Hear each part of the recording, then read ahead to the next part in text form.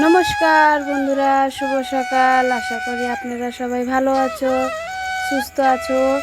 বড়দের আশীর্বাদে ছোটদের ভালোবাসা নিয়ে শুরু করলাম আজকের ছোট্ট নিয়ে একটা ব্লগ। তো দেখতেই থাকুন পুরো ব্লগটা, দেখার জন্য অনুরোধ রইল তোমাদের সকলকেই বললাম। তো দেখো, আমি এখন সকাল 6টার থেকে ব্লগটা শুরু করেছি। তো কালকে রাত্রে তো প্রচণ্ড বৃষ্টি হয়েছে, রাত ভরে বৃষ্টি।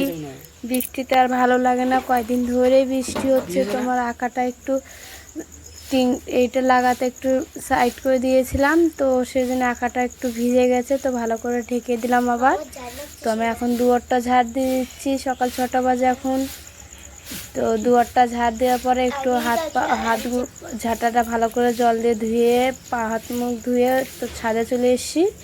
তো ছাদে দেখতে এসেছি যে ছাদে জল জমে আছে কি না। তো দেখো, মেলাটাই জল জমিয়ে গেছে ছাদে। ওই পাইপটার মুখের সামনে সব পাতাগুলো জড়ো হয়ে গেছিলো, তো জড়ানোর জন্য তো জলটা যাতে পারছিল না, পাস হচ্ছিলো না। তো আমি ওটা ঠিক করে দিলাম। তো দেখো বন্ধুরা, কত সুন্দর হয়ে আছে পুরো ছাদে, সবুজ সবুজ পাখিটা কত পরিষ্কার হয়ে গেছে। প্রচণ্ড নোংরা হয়ে গেছিলো ওটা। তো ছাদের থেকে জলটা ছেড়ে দেওয়ার পর নিচে চলে এসেছি বাসন মাজার এখানে। তো বাসনগুলো মাজছি। তো কালকে বিকালবেলা কটা রেখে দিয়েছিলাম বাসনগুলো, বৃষ্টির জিনিস মাজতে পারিনি, তো এই কালার টপের ভিতরে রেখে দিয়েছি। তো এখন সবগুলো বাসন একবারে বের করে নিয়ে চলে এসেছি। তো টপটা আগে ভালো করে ধুয়ে রেখে দিয়েছি, তারপরে বাসনগুলো মাজছি। তো গাছে দেখো কত সুন্দর ফুল ফুটে আছে।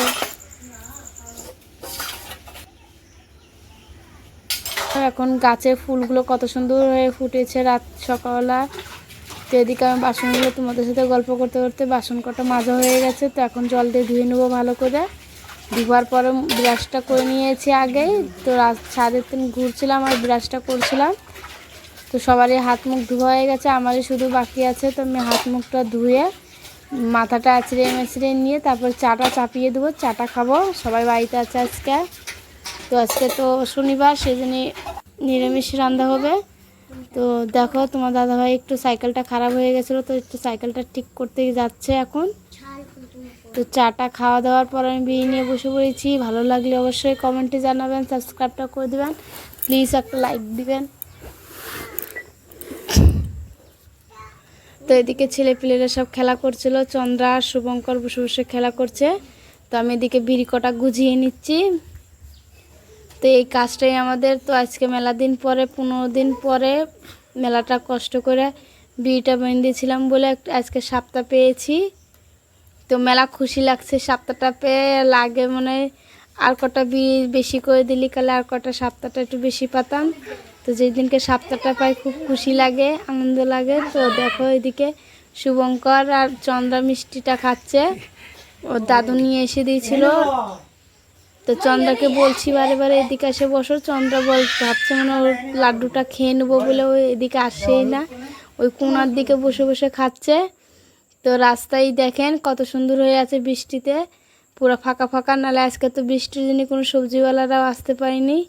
তো কালকে যা সবজি রাখা ছিল সেটা দিয়ে রান্না করব। তো এদিকে দেখো বিশ্বকর্মা ঠাকুরের পুজোর সামনে। তো পুজোর ঠাকুরগুলো কত সুন্দর করে তৈরি করেছে আমার মামা শ্বশুর। এই তো এটা আমার মামা শ্বশুর চোখগুলো আঁকাচ্ছে। তো এদিকে এই বাড়িটা রং করা শিখছে এসে নিয়ে। তো দেখো শুভঙ্কর তো এদিকে খেলা করছে, শুভঙ্করকে বকছি বারে বারে যে ওদিকে যায় না, ঠাকুরের হাত পাও লাগলি ভেঙে যাবে, মাটির প্রতিমা তো দেখতে খুব সুন্দর লাগে। আজকে শুধু রংটা করছে, চোখ মুখগুলো ভালো করে আঁকিয়ে নিচ্ছে। তো ওটা হয়ে যাওয়ার পর কালকে মনে জামা কাপড় পরানো হবে ঠাকুরের। তো কালকে নেক্সট ভিডিওতে তোমাদের দেখাবো পুরো ঠাকুরটা রেডি হয়ে যাওয়ার পরে। তো এটা আমার কাকির মেয়ে ছিল, আমার বোন। ওই আমাদের বাড়িতে বৃষ্টি হচ্ছিলো বলে কেউ রাস্তার পর বসতে পারিনি বিড়ি নিয়ে, তো সেদিন ওই আমাদের বাড়িতে এসে বসেছিল, বিড়ি বাঁধছিল। তো আমার বিড়িটা বান্ধা হয়ে গেছে। বৃষ্টিটার জন্য মুন্সি আজকে আসার দেরি হবে বলে আমি ঘরের কাজগুলো সেরে নিচ্ছি এখন। তো বিছনার চাদরটা পাল্টিয়ে নিলাম। তো কয়দিন ধরে বৃষ্টি হচ্ছে, 3-4 দিন ধরে, তো পুরো বাড়ি ঘরটা নোংরা নোংরা হয়ে গেছে। তো চাদরটা পাল্টিয়ে নিলাম আমি। তো এদিকে দেখো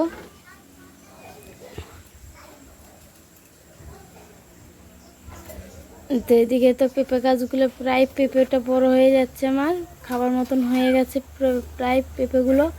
তো তোমার দাদাভাইকে বললাম এখন আর পেঁপেগুলো পারবো না, সামনে পুজো আছে, পুজোর ভিতরে পেঁপেগুলো পারবো, সেখানে নতুন নতুন কোনো খাবার ডিশগুলো বানাতে পারবো কালি রান্নাতে মেনু।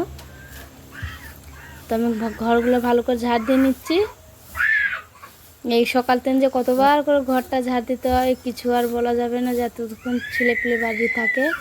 দেখো প্রচণ্ড নোংরা করে দিয়েছে। আমি পাতাটা কেটে রেখে দিয়েছিলাম এক সাইডে, এদিকে বিয়ে দিতে গিয়েছি তো দেখে এসে দেখি চন্দ্রা শুভঙ্কর মিলে পাতা দিয়ে খেলছে। পুরো ঘর দিয়ে দৌড় দিয়ে পাতাগুলো দিয়ে কি করেছে কি আর বলবো।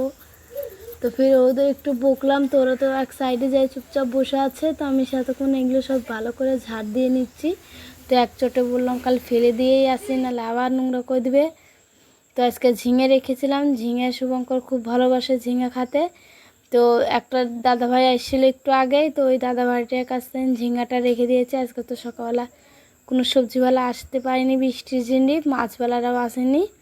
রাস্তায় যেয়ে ঘুরে চলে এসেছি। তো 11টার দিকে একটা দাদাভাই এসেছিলো, তো ওই দাদাভাইয়ের কাছ থেকে ঝিঙাটা নিয়েছি। তো বৃষ্টির জন্য জানো তো বন্ধু কত দাম নিল ঝিঙাটা। তো সেজন্য ঝিঙাগুলো অত ভালো না। তো আমি রান্নার দিকে ঝিঙাটা ধোয়া হয়ে গেছে ভালো করে। চন্দ্রজিনী বেগুনটা নিয়ে নিয়েছি, বেগুনটা ভাজবো বলে। এদিকে মাসকলির ডাল রাঁধছি আজকে। দেখো মাসকলির ডাল তো গলে গেছে কত সুন্দর হয়ে।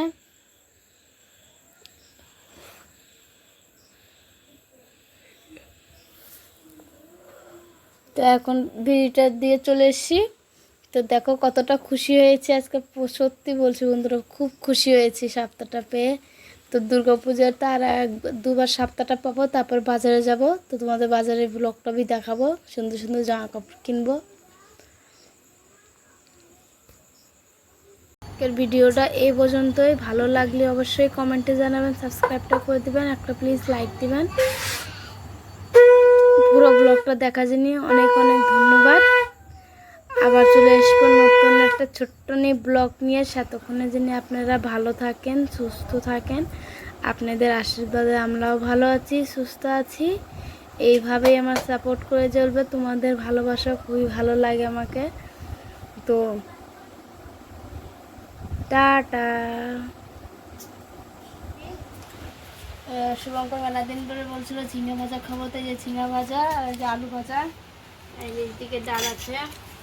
আজকে মাসকলের ডাল দিয়েছি, তো একটু গাঢ় করে করেছি, গাঢ় করে ভালো লাগে খেতে। ভাতটা বাড়ছি এখন।